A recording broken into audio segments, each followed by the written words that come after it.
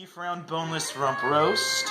So I'm going to roast this whole with a little bit of celery root puree, which I have going right now. As you Get a little overhead of that. As you can see. So what do we have in there already? So I chopped up the celery root and peeled the outside, because that's all pretty much dirt and shit. You don't want that in your food. Chopped it up into like little, I guess, tranches or something. Yeah. And I'm just gonna let this. Is that the official term? The tranche?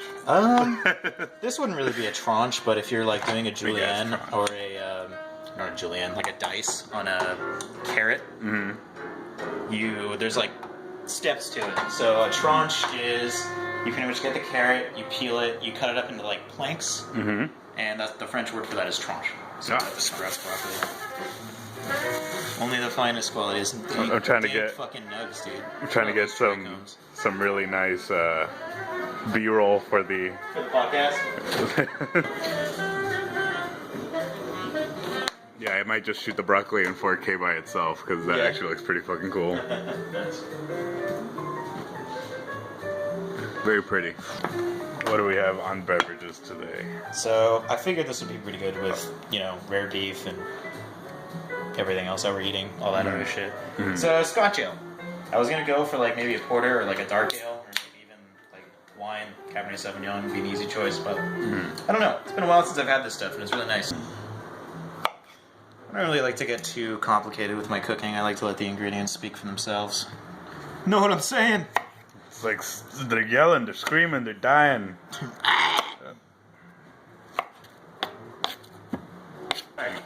Putting the thing back on. Yep. Making sure you give that thing a good stir every once in a while. I'm not sure if that actually does anything, but I just like to stir things. I like to look busy in the kitchen. There's really a lot we need to do right now. So how long do we need to keep any of that stuff in there for? Like, what's the proper time for any of this that you're doing here? Like the celery root stuff? It really... I can't really give a good time. It really just matters, So we're just gonna eyeball it until we see it condensed enough? Yeah, I mean, you can use like a cake. There's these things they say, they call them cake testers. Yeah. Which are like little, it's just pretty much like a piece of wire. And people will stick them into cakes and pull them out to see if any dough will stick. Yeah. But you can also use them to test like the doneness of like beef or anything. If you stick it in a piece of beef and you put it right here on the bottom of your lip, this is one of the most sensitive areas to heat in your body. So you put it up there at body temperature. Obviously, it's like 98 degrees. Slightly warmer than that would be like rare. So you'd want it to be like just a little hot, like not uncomfortable or anything, just enough to like notice like the warmth. Yeah. Oddly enough, this is also the same procedure you use to check if you're on acid or not. What? Really? Yeah. My hallucinogen test is to always rub the bottom of your lip for a little bit, and if it feels a little slightly numb, then you're starting to feel it. Well, hey, drugs and kitchens go hand in hand. So. Right. Did I touch you? Strain all this shit out.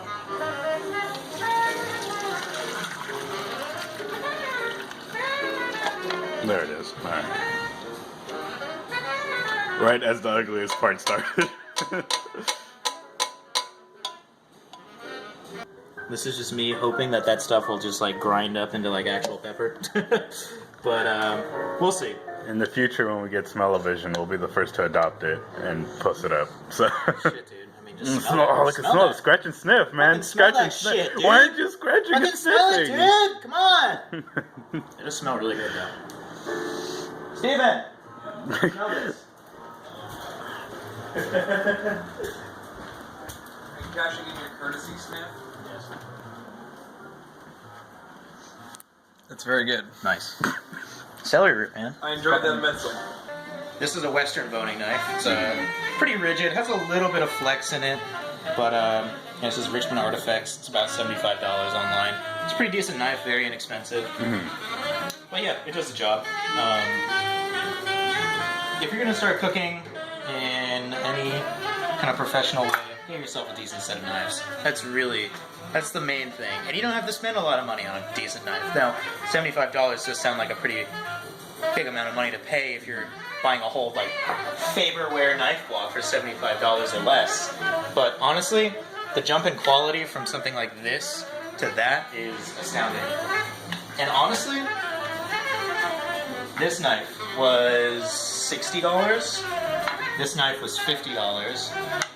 This knife was like $75, and that's these three knives right here. Really, all you ever need in a fork. And a Really, all fork. it's a high temperature. You see the fire going. So pretty much what I'm doing. I'm not sure if the phone's gonna die beforehand, but you're getting a good sear, getting a good like kind of browning on it. They call it the Maillard reaction. It's the I'm not exactly sure what the chemical reaction is, but it makes the shit brown. So when you're cooking a roast beef at like 350, it's not gonna brown. It's just gonna cook. Yeah. When you want that nice crunchy, like brown, savory ness with it, you sear. As you can see, that's actually getting nice and brown right there. Look at that. That's just like a rare steak right there. That is very nice. Very pretty.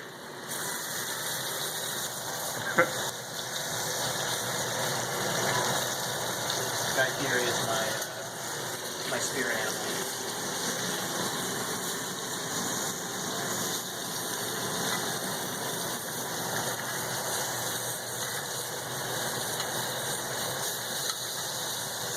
Smell-o-vision here in the studio, because yeah, but if you smell this right now, you're just gonna want to eat it whole all in one bite. Amazing. Yo, what up? We're back. So the beef has been in the oven for probably about half an hour. That's probably all you really need for a rare beef. So let's take a look.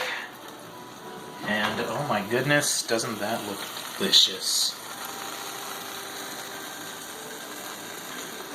So, what you want to do, I know very many of you would be tempted to just grab a knife and start digging into that right now as the juices dribble down your face, but you gotta let your meat rest. Sleepy meat. Yeah, sleeping meat. A little swab of butter.